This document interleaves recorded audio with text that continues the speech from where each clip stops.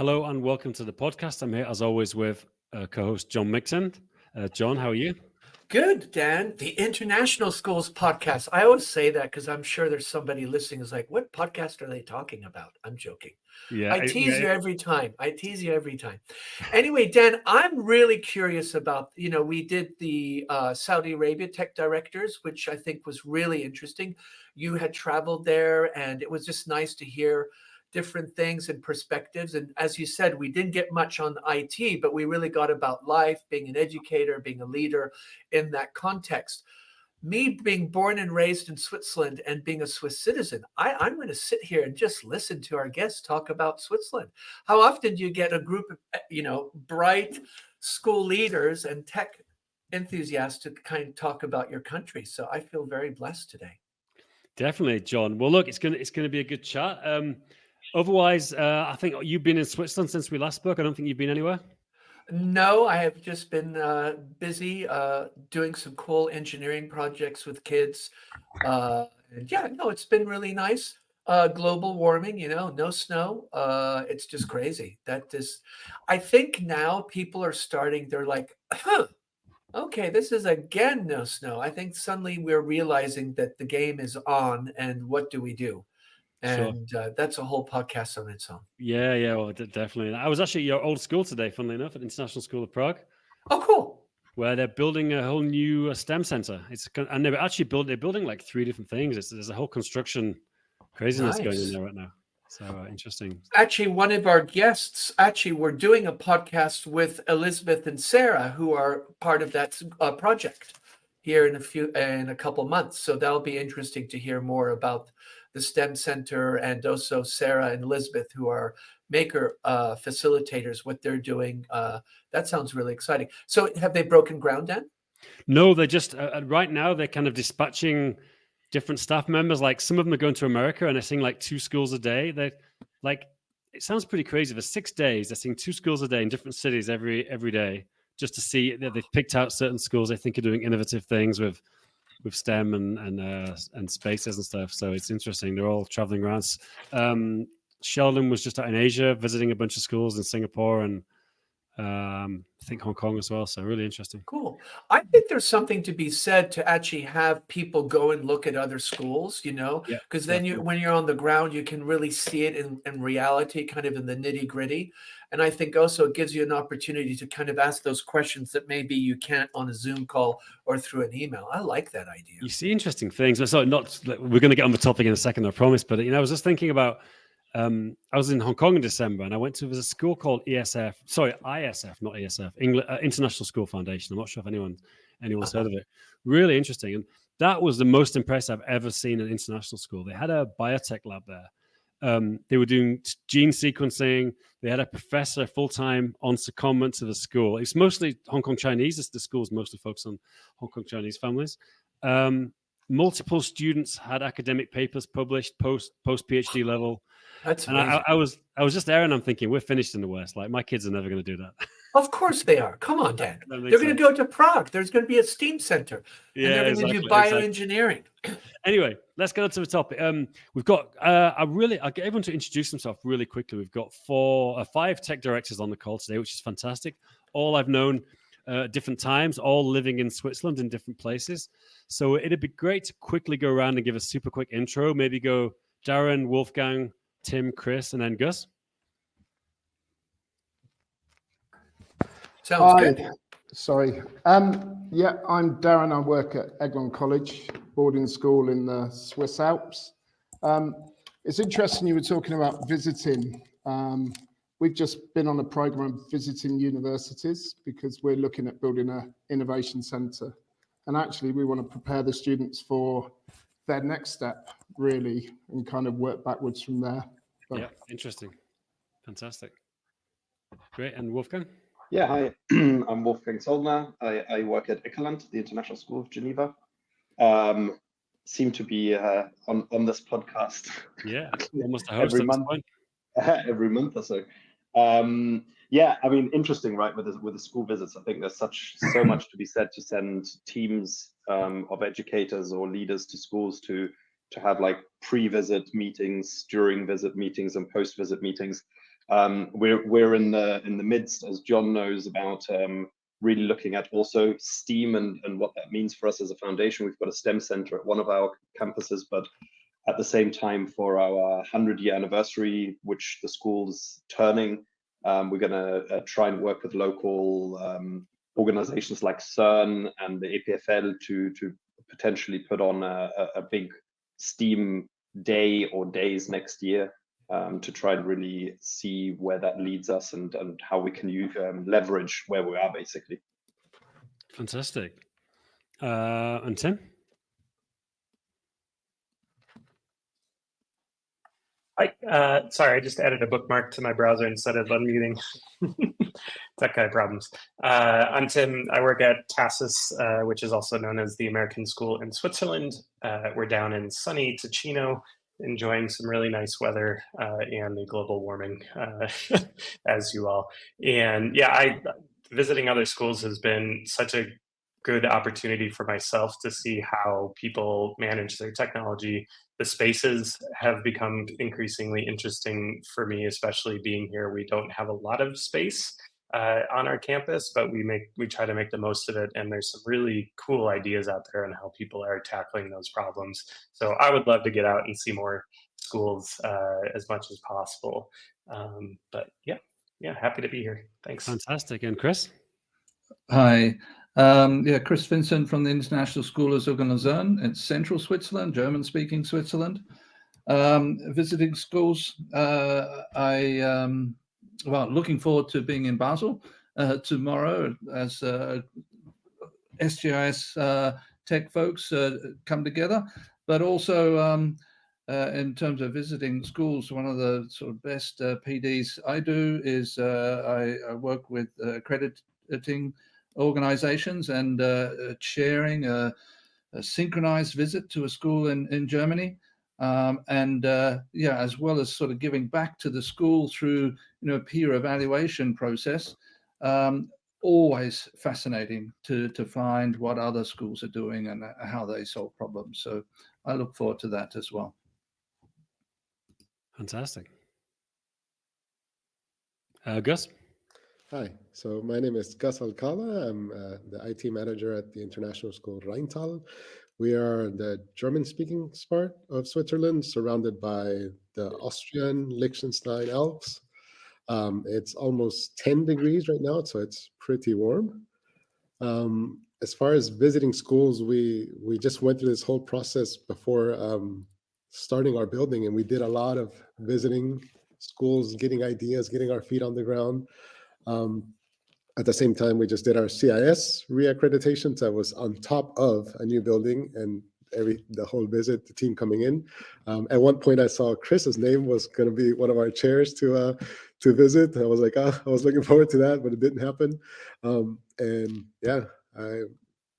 My role here is also evolving, changing. So now moving towards more the educational technology side, and how can we implement it in the classrooms. Fantastic. Well, look, real pleasure to have you all here. We're going to talk a little bit about living in Switzerland, what places to live, what's it like to live, are the locals friendly? I can give you some survey results to tell you what people actually say about living in Switzerland, as opposed to we can compare that to your guys' experience. So first of all, let's jump to get into what are the, let's break Switzerland down. What are the different regions? Obviously, everyone probably knows there's a French and a German speaking part, and I believe a Swiss speaking part. Maybe John's a good person to kick this off. What are the regions? And then within that, what are the kind of main cities where people go to work in international schools? Just so there are 4 languages, national languages: German, French, and Italian, and Romansh. And the largest percentage of the country is German. They speak multiple different dialects, but the written and read language is German. And the next largest group is the Swiss French. They're about 20%, and they speak French, but of course different dialects. And then Italian, which is about, I think, 2%. I might be off that. And then a very small percentage, almost a 0.5%, are Romansh, which is also another dialect in southeast East Switzerland, and they actually have 3 distinctive different dialects in the different valleys. So those are the 4 national languages. So when you're in Switzerland, often things are written in most commonly in French, German, and Italian, and nowadays in English you see more often. Fantastic. Gus, you had something to say about German dialects. Well, so my family is all Swiss. My wife is from this region, this area. And just me learning German, obviously when you go to school, you learn standard German or high German, Hochdeutsch. But within my family, they speak 5 different dialects. So when we have Christmas together, it's a bit challenging. We have, just from where we live, we have 3 different dialects from our village to the mountain area where we live, and where my children go to school. It's called the School on the Mountains, the Schulhausberg. So it could be quite challenging to come through. Interesting. That's so interesting. And I think, that's the case in a lot of different countries. We forget there's, even within a small community, you can have different dialects. I'm sure if I went to your hometown in Yorkshire, I would not hear I wouldn't understand anything, Dan. No, I mean, yeah, probably. I mean, especially people like my granddad's generation, there was a lot of they would use almost like Shakespearean words. They would say, "Thou, how's thou doing?" Thee and thou, and yeah, you're right. I think it's becoming less though. I think it's the same in most places, with the internet and mobility and stuff. Yeah. Tim, you wanted to add about Ticino or the Swiss Italian section, please. Oh yes, so we're often forgotten about because we like to say we live in Switaly because it's so close to the Italian border, and it's been great. I'm from outside of Chicago, Illinois originally, and so coming here and learning Italian, it's been a challenge, but it's also been an amazing opportunity. But working and living in the community is challenging, talking about dialects, because we have them here too. And so sometimes we try to chat with our neighbors and we have no idea what they're saying, even though they're speaking Italian. And it does become a challenge, but usually they all speak the, well, we don't have a word for it, but the High Italian, if you will. And we get along. It's great. It's pretty chill down here in Ticino, so that part's nice. Yeah, interesting. Gus, Gus, you mentioned about the German being hard to understand. I did German at school, so I was a ski instructor in Austria, so I understand it relatively well. I don't speak it too well, but I found the Austrian, the Pinzgau, which is a region I go, German, much harder to understand than the Swiss German. I found the Swiss German pretty easy compared to the Alps, Austrian Alps. Wolfgang?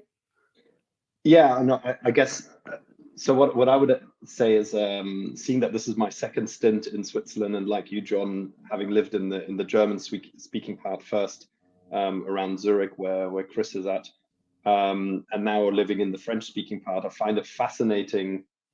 Similar to my parents for 14 years lived in Belgium, to live in a country where within the country a lot of people don't understand each other. Never mind about the dialects between the different valleys in the Swiss Alps and French dialects, but to actually see that difference, and also that, I'm sure the same for Ticino, Tim, the cultural heritage of likes and dislikes of people around you, between the Francophones and the Italian speakers and the German speakers, and how that all interplays and interchanges between one's own country is fascinating. The fact that in Parliament, you obviously have to be representative of all those languages, but then on the streets, often that's not replicated, and so people within the same country often can't communicate, which is a whole different complexity, I think. Interesting. So let's kick off with, what are the main regions that we talked about, the languages, like what is it? I really, I suppose it's cities, isn't it? Switzerland, I know there's a lot of schools in the Alps. So let's talk about the cities and the areas where schools are. So John, do you want to just mention briefly the main ones, and then we can jump in? You guys have got experience, I know, in Geneva and Zug and Lucerne, in Zurich, I think, so, and the Alps as well. So it'd be great to get your perspectives. Yeah, so I would say the three largest cities are Geneva, which many people know because of its international standing and all the UN organizations. There's Zurich, which is somewhat the financial capital, and then Basel, which has a big industry. Those are the 3 big cities, but there are many others. And I think I'm going to let Chris jump in, because there many different cities that are quite large, Swiss standards, definitely not global standards, but it's quite a populated country and there are quite a few cities. So Chris, over to you. Thanks, John. Yeah, so ISL is situated in one of the smaller cantons, Zug, and the main city is of the same name, also Zug. Strange name. I remember hearing it when I worked outside of Switzerland many years back. I've been here 13 years now. Yeah, a really charming canton and town. It's attracting a lot of pharmaceutical companies, biotech companies, and there's quite an industry around there. So Roche, they'll have over 1,000 people here. Merck, a whole string of them, and I think there's some 300 sort of international companies situated in Zug. And the canton itself, John, maybe you can explain a little bit more about how the taxes work, but there's both a federal tax and a cantonal tax. And I think Zug is known for quite a low cantonal tax, and which makes an attractive place for international companies to work, and that's where our school and a number of other schools in the canton, take their children from. But I live. It's not a big canton. Many of our teachers will live in Luzerne, much more a busier city, more to do. So a lot of our younger teachers would live there. I've gone up the hill, out of the fog, more into the snow, in a little place called Aigery or Oberägeri, above the lake of Aigery, and really appreciate the quietness, the access to the hills, and lake. Live by a lake, so in the summer in it or on it, and in the winter around it. It's very very lovely.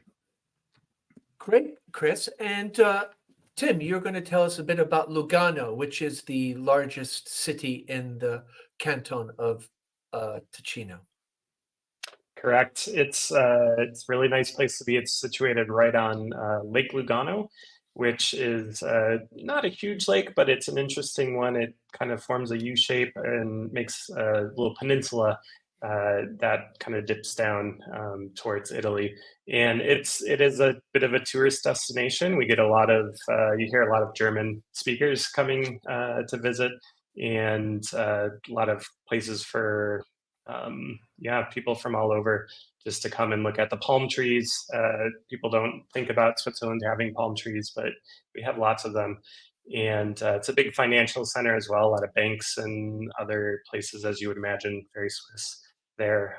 Our school is situated a little bit above Lugano in a small town called Montagnola, and it's quickly filling up with people who want to be there. It's getting harder to find places to live that are affordable, speaking as somebody working at a school. But there's a lot of room for growth, and we're starting to see that, and it's really just a lovely place to be. Thank you, Tim. Darren, you're up in the Alps, and one thing that would be interesting down the road is that Switzerland has a lot of traditions of old international schools up in alpine settings. So maybe you can give us a bit of a context, because that's a little different. You're not in a city, you're in a small village, so to speak. Let's hear from you. Thanks, John. Eglon's in a small village. I'd say that maybe there's about 3,000 inhabitants. Not all at the same time. There's lots of holiday homes. I'd say the roads are packed occasionally during the ski season. But it is very different from city living. I lived in Bangkok before we came here, and it was a real change. I'd say that it's ideal for people that like an outdoors lifestyle. we're still close enough to Montreux, Vevey, Lausanne for some life, but it has its real benefits. You know, there's one bar for the students to go to, so it's easy to police those social activities. Yeah, I work, Eglon's also a boarding school, so we call it the submarine, because certainly during term time, it's all encompassing. You're in the submarine, and some months go by and you don't even leave the mountain, realistically. But it's a lovely place to live. It looks like, as you'd imagine, an alpine setting. Heidi lives here, that kind of thing. And what's interesting about where you are, you're not the only boarding school. There are other boarding schools in that same village. Yeah, sorry, I should have mentioned that. Yeah, we're one of three. There's two other boarding schools. One comparative size to us, and the other one slightly smaller. And there's also a day school as well, and kind of international day school. So actually, for people looking to move, and you've got two teachers working, then there are options to find employment in one of the other schools. Great. It also creates good competition for sports fixtures, as you'd imagine. Wolfgang, talk to us about Geneva. Yes, by the way, maybe before I just looked up a couple of different facts and figures. I mean, obviously, don't take these as there's apparently 97 international schools in Switzerland. Switzerland gets just over 4 million visitors a year, which is just over half of its population.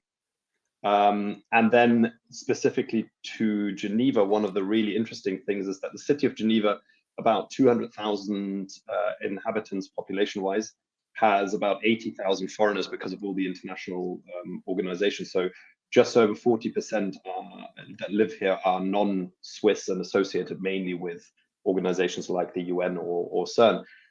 And then to complicate things even more, on both sides of the lake, which sort of Geneva forms around, on both sides of those is France. So it's basically on all sides of Geneva is the French border, pretty much.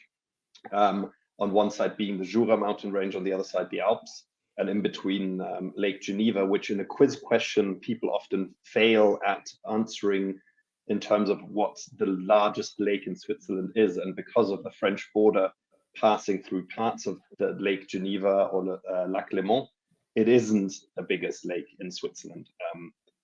Because of that fact. But yeah, for me, so I've lived close to Zurich and both and here in Geneva, and living in Geneva is fantastic. For me, having also lived in Asia and many other places, my 8th international school, it surprisingly for such a relatively small city gives me that international multicultural feel any day I want to, you know, whether it be restaurants and the multitude of different nationalities and ethnical cuisines that are represented here, or just going out and listening to all different languages, or going to a Portuguese wine bar and the next day going to an Algerian restaurant. I mean, it's pretty cool from that perspective. And yet, if I get on my bike, I'm out of the city within 10 minutes or so, and in countryside, vineyards and farmland. Great. Well, you guys are like the local tourist office should be all paying you a commission. This is amazing. Yeah. Everybody's going to be like, let's move. But Dan, I would like to. I'm just curious. When you hear this, Dan, what are you thinking? Because you've traveled. So, does this represent the Switzerland that you know? Yeah, I think so. You know, I've been to Switzerland quite a lot, but I've generally done short trips. I've never lived there. You know, and you get a very different feeling about a place living there to visiting. You know, Switzerland to visit is obviously a great place. It's beautiful. The cities are great. So yeah, it's interesting. I'm learning a lot as we go. John, do you want to talk a bit about Zurich? I don't think anyone here on the call is from Zurich, and you. I'm going to let Wolfgang there. Because he worked in Zurich, so I think it'd be better if the guests talk. Do you want to talk a bit about Zurich, Wolfgang? Sure. And being German, that will be also a good perspective. Yeah, do you know, so I was talking to a parent today, actually, and we were talking about language acquisition skills. I originally was a German teacher in Zurich, actually, the Zurich International School. And one of the difficulties I was facing was getting students to be excited about learning German, full stop, but then also being excited about learning German because of the communication skills. And actually, it was very demotivating because they stepped outside of the classroom or school and wanted to apply their learned language skills, and nobody really wanted to talk to them. So the concept that even though potentially or officially, I believe Swiss German is a dialect rather than a language, it is very much spoken, as you know, spoken and actually written as well. And so for what I found, at least for the most part in Swiss German speaking Switzerland, people would really rather not speak high or standard German and would rather speak English or another language for the most part. That doesn't mean that they won't speak to you in German, of course, but and I understand this, you know, originally my family and I'm from Bavaria, which is a very different spoken German to a lot of other parts of Germany. And so to switch to high or standard German when that isn't your comfort level and your comfort language or even dialect isn't always as comfortable. But Zurich's quite a bit larger than Geneva in terms of city. I think if I remember correctly, it's about close to 500,000, close to there anyway in terms of population size. So probably more than double or just over double the size of Geneva. And as you said, it's more the financial center. So it's really interesting in terms of the actual, I guess the energy you get to it. It's very different in terms of Geneva's formed around the lake, which Zurich is to a certain part, but actually Zurich's more formed around the Limmat, the river.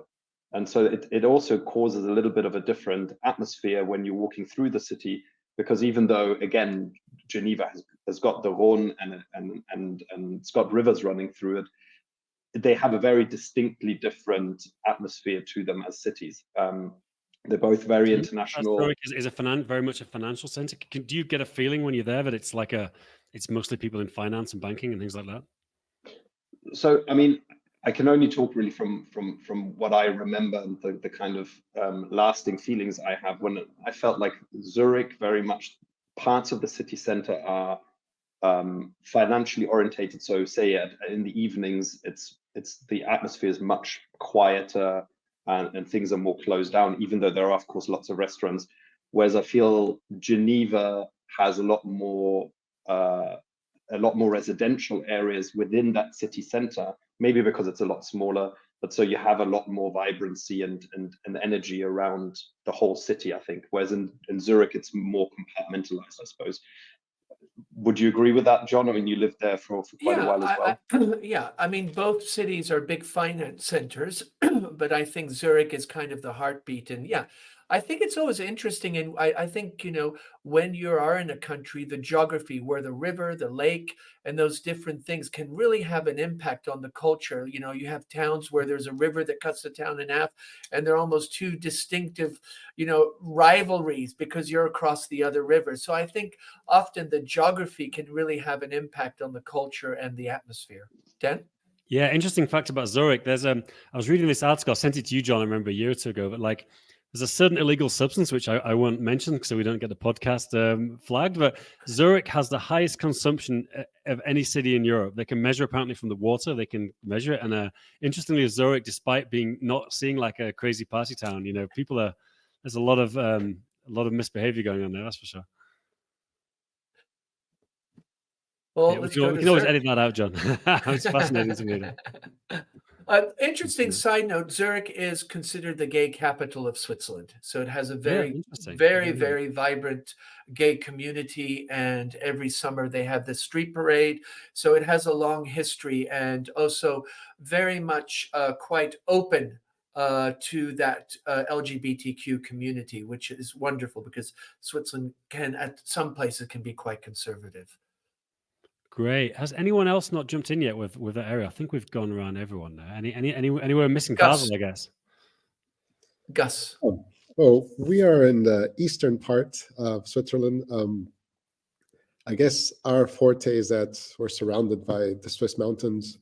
We're right along the Rhine, very long ways out.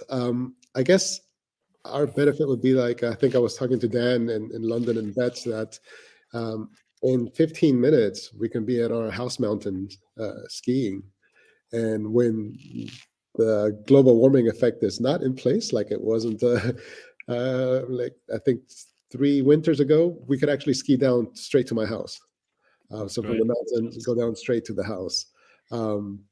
We get kind of spoiled, I guess, as far as like being able to choose which ski piste or house mountain you like to go to. And because you are residents of that area, you can buy a ski pass for the family at a substantial discount. And yeah, being in Books St. Gallen, it's a population, I think it's around 13,000. Where I live is Grabserberg. We're considered a small community, a Gemeinde, with 8,500 people just now. Fantastic. Yeah. Thank you, guys. So Basel, I guess we don't have anyone here. I guess, John, you mentioned it's also, I know there's a few international schools there as well, so it is an option. Yep. I guess you said it's quite a big industrial place as well. Big industrial, a lot of borders, Germany and France, and my birth home. Fantastic.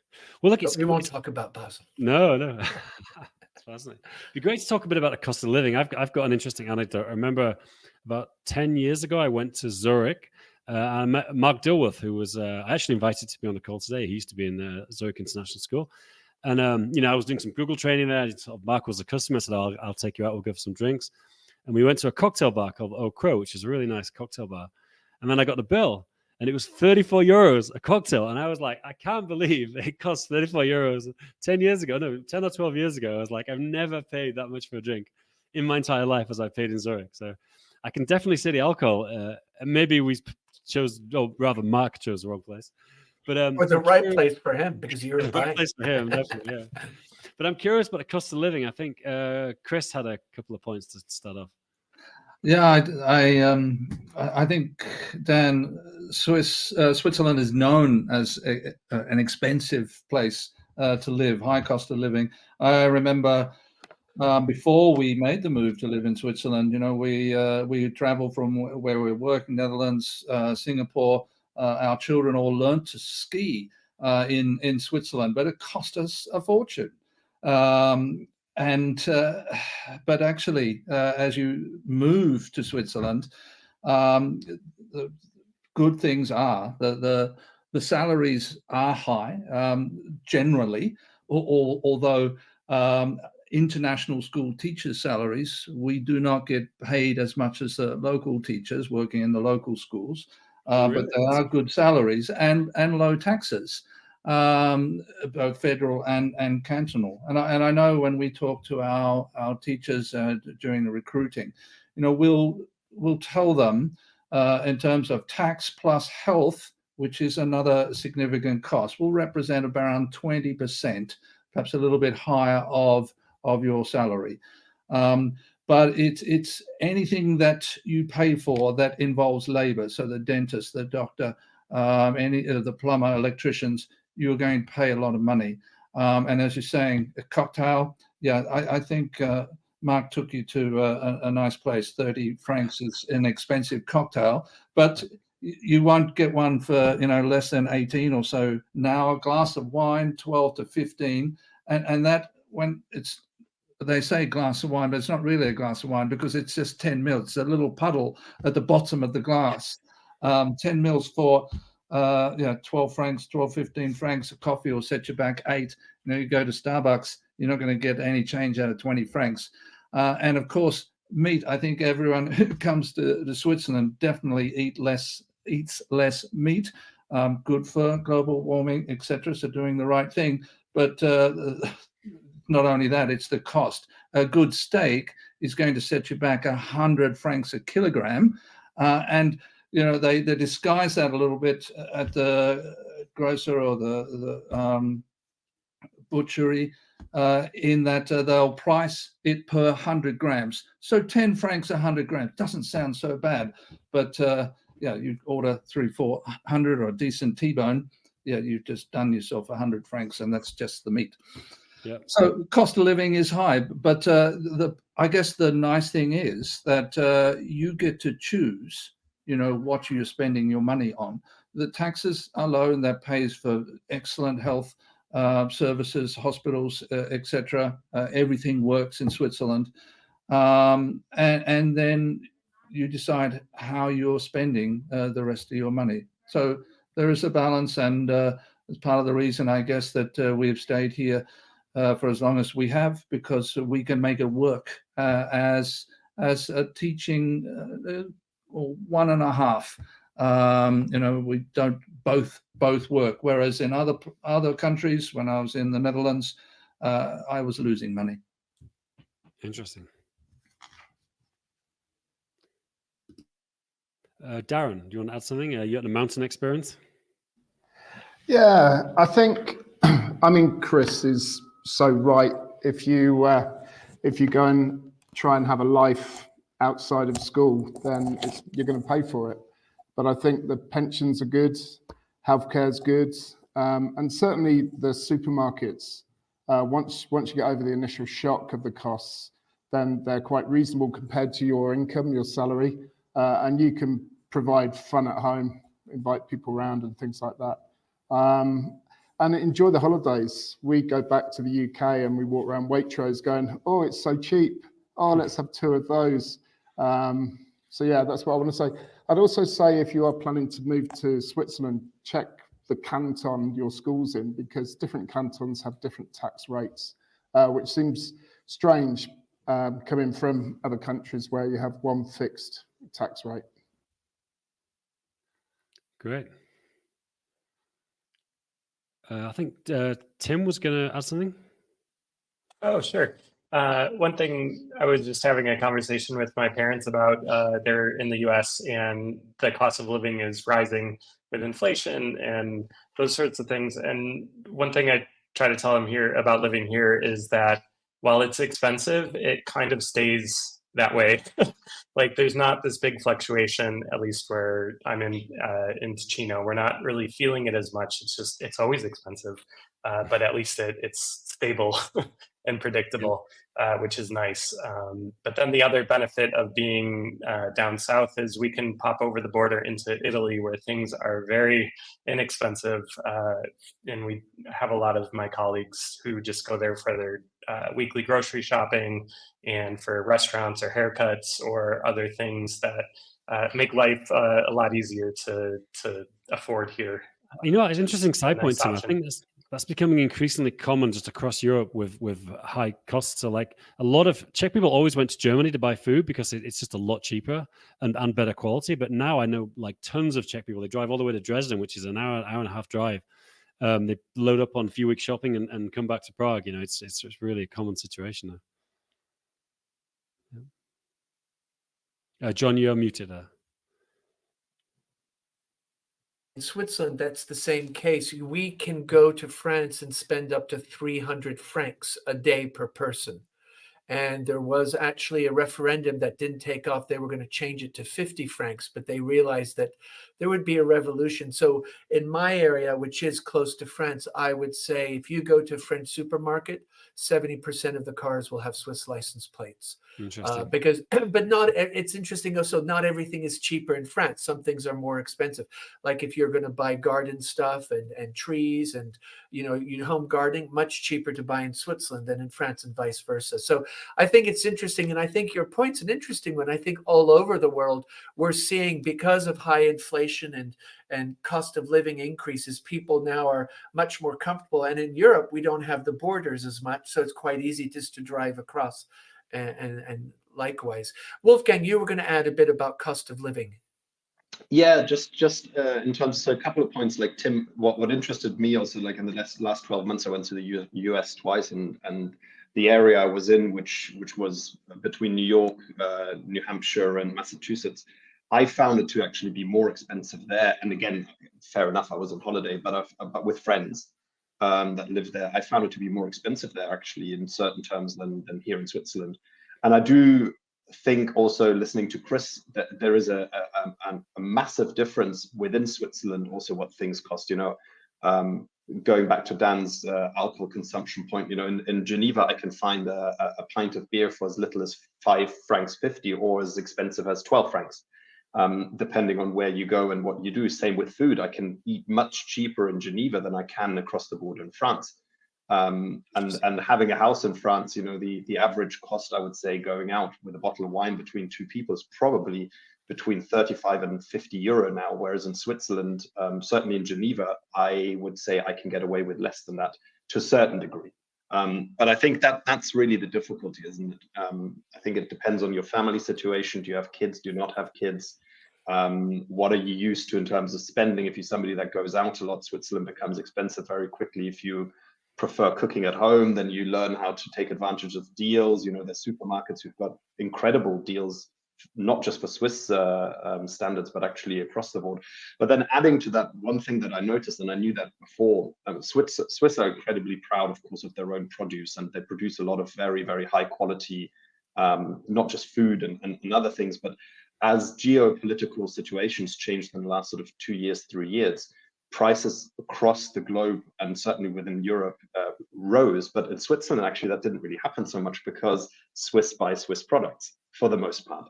And so, the cheese, the milk, the meat, which was always very high, didn't really change very much because the supply chain didn't change and the cost of that didn't change. And Switzerland too has a very low inflation rate, under 4%, compared to a lot of other places that were hitting 7, 8, 9. So, and with the strong Swiss almost francs. 20 in the Czech Republic. Yeah. So I think that's something. One thing that when we were, Dan and I were talking with your colleagues in Saudi Arabia, when you're an expat and you move to a new country or you move to a new city, you come to a new school, you can hang out with the people at school, but sometimes you might have a neighbor, you might be in a neighborhood or an apartment block, or you might join a local sporting team or a social club. Be curious, what is it like being an expat in Switzerland, being a foreigner that's working in an international school? So you have your visa, you've got your housing, and you kind of settle in. What is that like? And maybe let's start with Gus. Oh, okay. I just wanted to add quickly about the Swiss buying. I mean, we are very close to the border. We're 7 minutes away from Liechtenstein, from the mountains, and very close to Feldkirch in Austria as well. But I'm the only foreigner in my extended family, and my in-laws are very proud to be Swiss, very proud to be where they come from. And they won't cross over to buy something outside of Switzerland just out of pride. They even have their supermarkets that they go to. And the village where we live at, it's all very local. It's sort of more like that feeling of it's more expensive here, but you buy it here, you're putting into the community. I mean, I know the farmers firsthand. I know the butchers firsthand. I see where the cows are coming from, up and going up and down the Alps. So there's that little connection. As far as being an expat, I guess you might not tell by just looking at me, but here in this school, I'm like the Swiss local guide, because all of the other families here come from different parts. And I'm the one really tied into the Swiss community. My wife is Swiss, and she's a Swiss teacher as well. So there's a lot of back and forth, how it is on the local school side, how it is to get into the community. I would have to say my neighbors were the first ones, even though they knew that we were coming in and they knew who I was. I think after 10 years, they have still not warmed up to come and knock on the door. It's sort of like still by appointment, even though on the same street. We might pass each other, we'll say hi every once in a while, but just for them to come up to the door, it has to be something like formal and planned, and we're coming over and we're bringing this. And even though these are people that I've known for 10 years now. Great. Well, look, just quickly to jump into the what it's like, because I think we've got a few more topics to get through. I think a lot of people listen to this, they may be thinking about going to work in Switzerland. Maybe there's some single people, some married people, families, people without kids, and it'd be great to get a bit of a feel different. Obviously there's the boarding school experience Darren can speak about, and then the cities, which you guys can talk about. Just to tee it up, there's an organization called Internations. I'm not sure if any of you have heard of it. I used to actually, it's an organization for expats to do meetups. I used to actually go, when I first came to Prague, I used to go to quite a lot of internations, meetups. I actually met my wife there, funnily enough. So I definitely trust what they say. And they've got a survey of the best and worst places for expats in 2023. And I would like, let's have a show of hands. Who would think Switzerland would be in the top half? One, that's just Wolfgang. And Chris, who would think it would be in the bottom half? That's roughly equal. Actually, you're all pretty much correct. It's right in the middle. Out of 53, actually slightly in the top half. So the top half wins. Out of 53 surveyed, it's roughly 23. So below the Czech Republic, but above Sweden. So interesting. It's kind of, and I would put a lot of emphasis on their results. You know, because they're all their members are expats in these different countries. Out of interest, the top 5 are Mexico, Spain, Panama, Malaysia, and Taiwan. And the bottom 5 are Germany, South Korea, Turkey, Norway, and Kuwait. So there we go. But I'm curious what you guys think. You guys are all expats, apart from John. What's it like as a place to live? You know, families, single people, any perspective you guys can give would be great. Wolfgang, Germany's not bottom, it's 5th from bottom. There you go. We'll take that. John, thank you. Aaron, why don't you go ahead and start from the village? Yeah, I was going to just talk about the experience of moving to Switzerland from Asia. It was a real shock. And it was a real shock in terms of, it was really nice having seasons again. So having kind of autumn was exciting with the leaves falling and the weather changing, and spring was nice. But it was a real shock in terms of getting help with anything, really. You get so pampered in Asia with domestic help, childcare, things like that. And it was an interesting move. I think Sunday nights I used to call crying night because my children would be crying, I'd be crying, missing Asia. But it was worth it. After about 7 months, we really saw the benefit of Europe, and also the ability to drive back to home as well, to see family and things like that. And I know certain people were kind of, during COVID times, were unable to travel back, and we felt very privileged that we could actually drive through Europe, through the tunnel, go and see family. Great. Who is, in terms of the boarding school life, who do you think that's suited for? Is it suited for like couples, singles, or does it just depend on your personality, would you say? I think it depends on your personality. It is all kind of consuming at times, but I think there are real benefits. You know, there's a definite routine that goes beyond just the working day. And I think there's real rewards of working with students, not just in the classroom, but in other spaces and other learning environments. I would say that, you know, often some roles come with accommodation and all their meals, so there's a financial benefit as well. Yep. Great. Tim, you're in a boarding school. Tell us also your perspective. Yeah, we're part boarding, part day.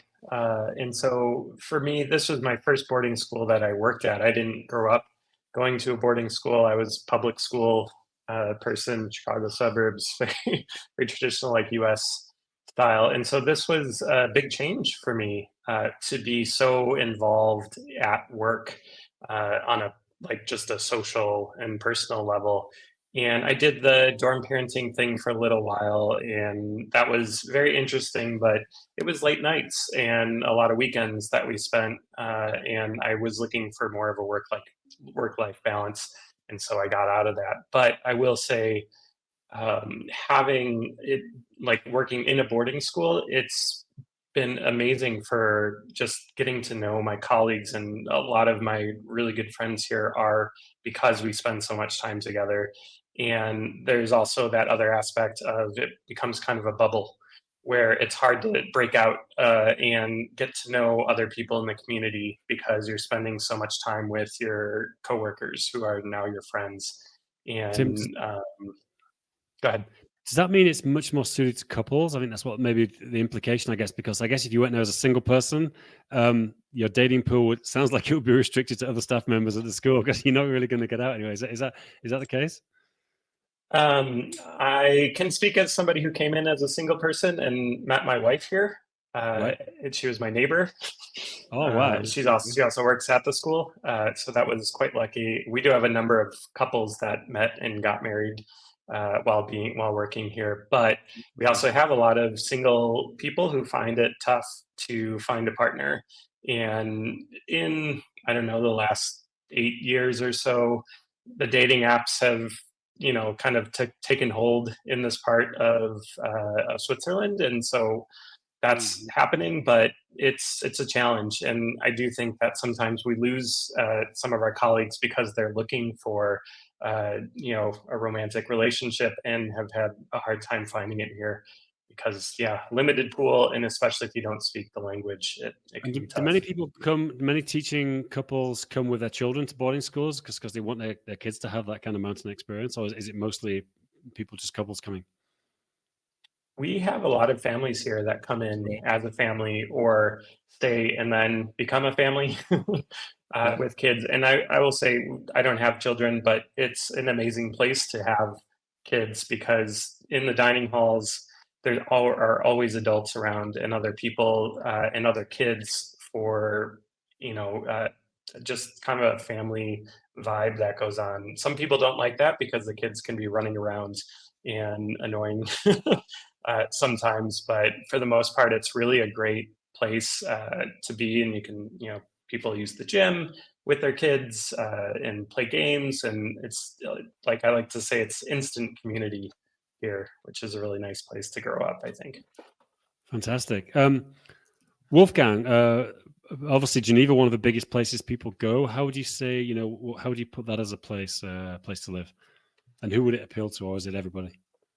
Right. So the school I came from previously, United World College, was also a boarding school, and that was my first boarding school as well. So I can relate to what you're saying there, Darren and Tim.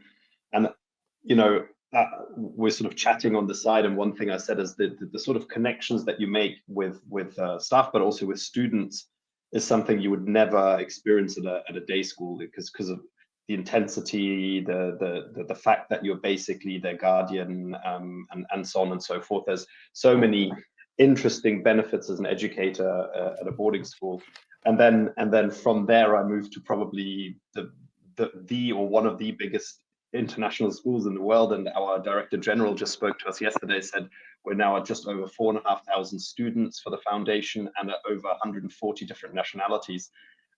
Which in itself creates this whole other, I wouldn't call it a bubble, but its own culture, its own language, its own dialect, not language.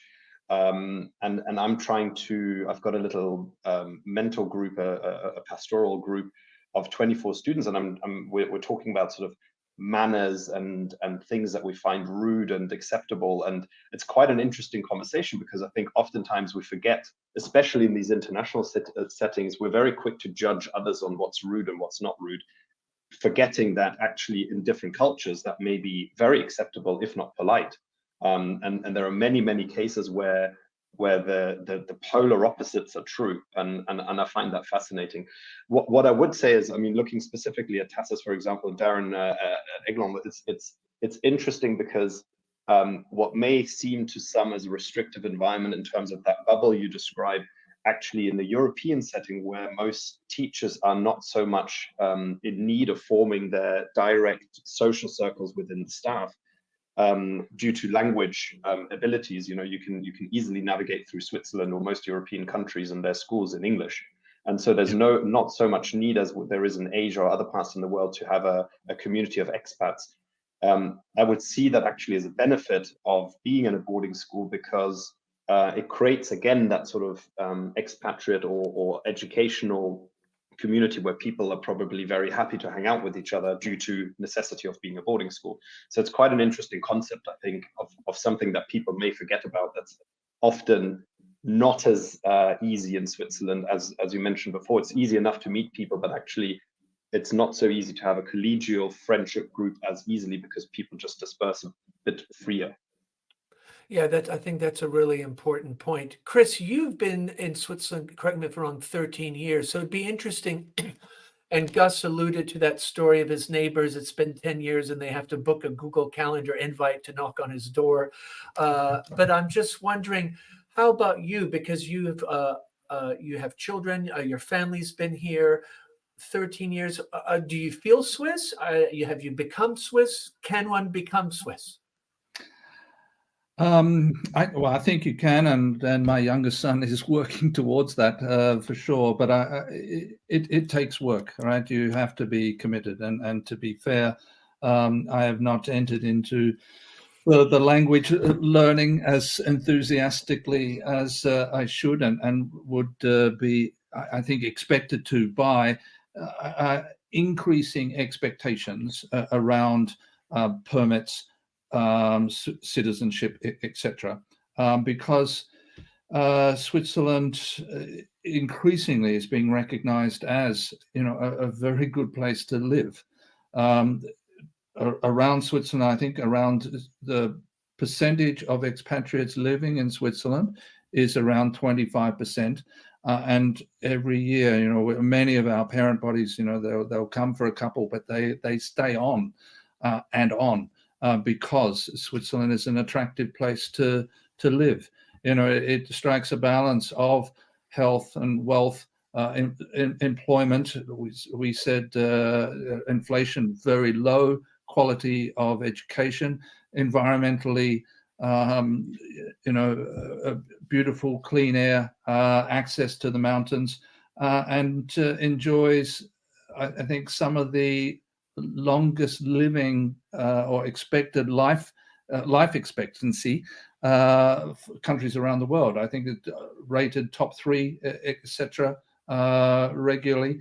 And that's because they intentionally seek to encourage people to be healthy. So there's tax advantages for joining the gym, etc.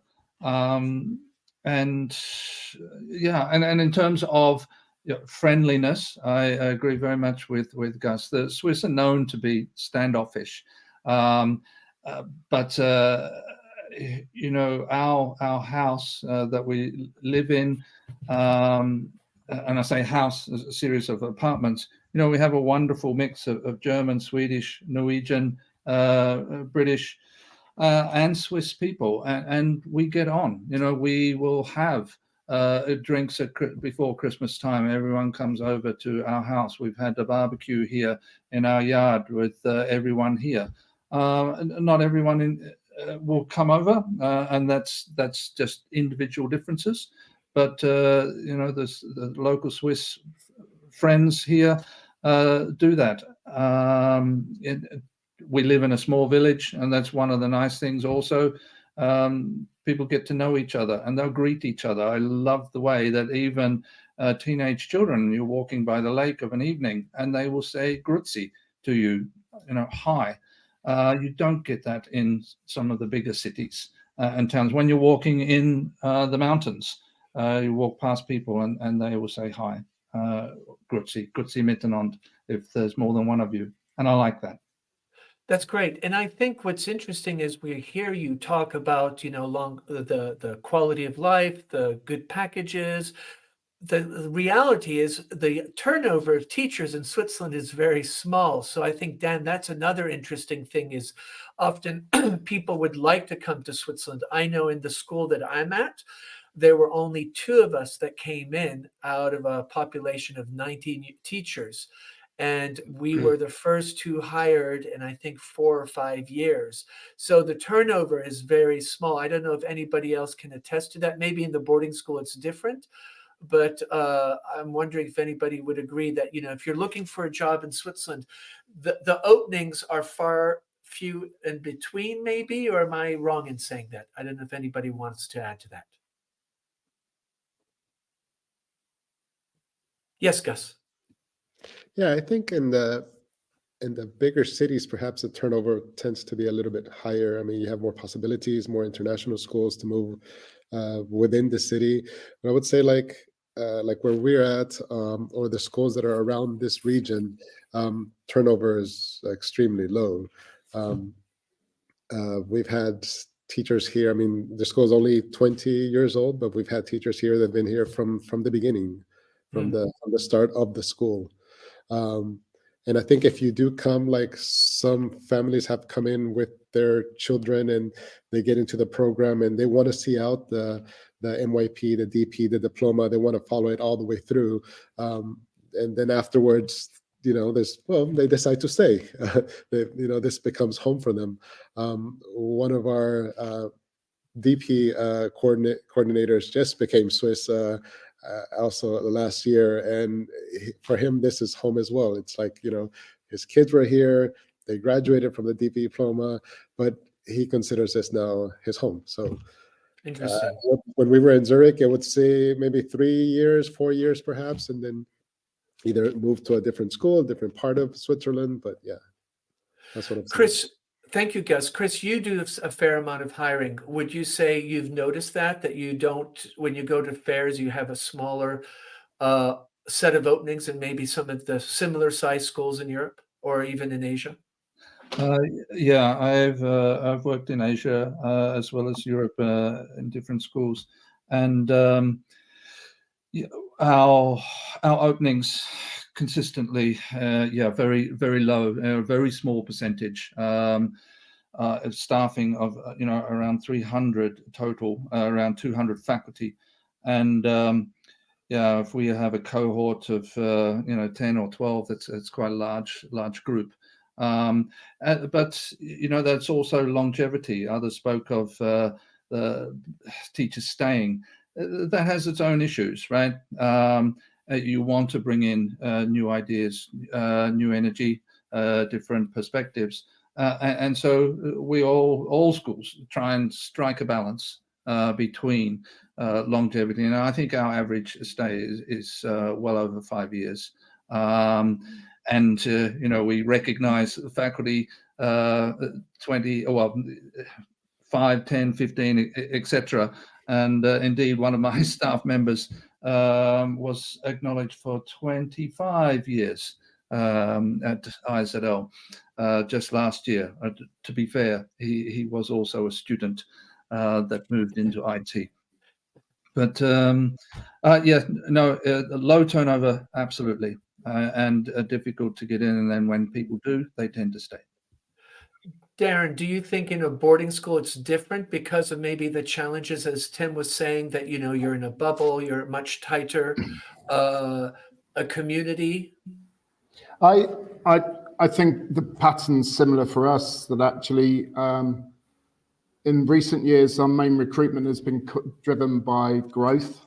I think there are certain roles. So we have assistant house parent roles, and these typically are for younger people who tend to come for a few years and then move on, maybe do more study or then become house parents themselves.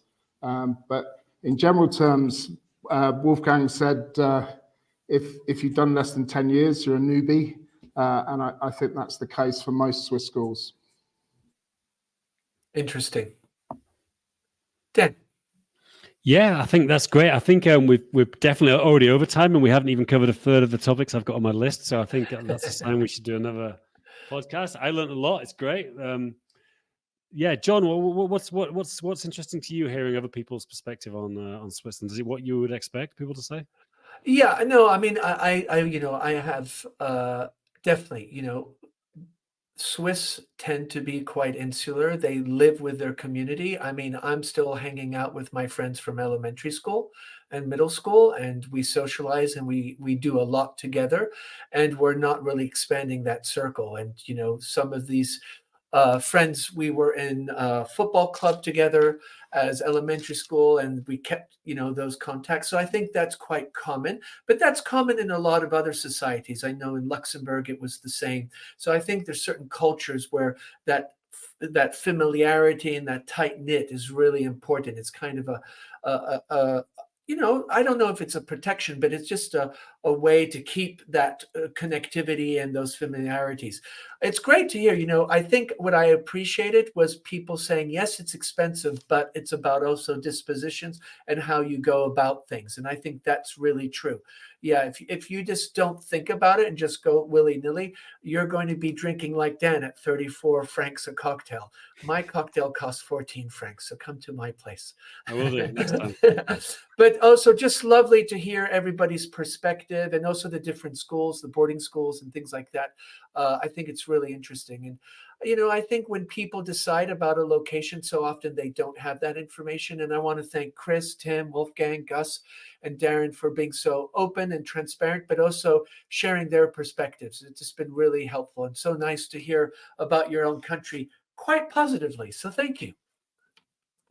Great. Well, thank you everyone for joining the pod today. And let's do another one. Thanks, guys. Thank you. Bye-bye.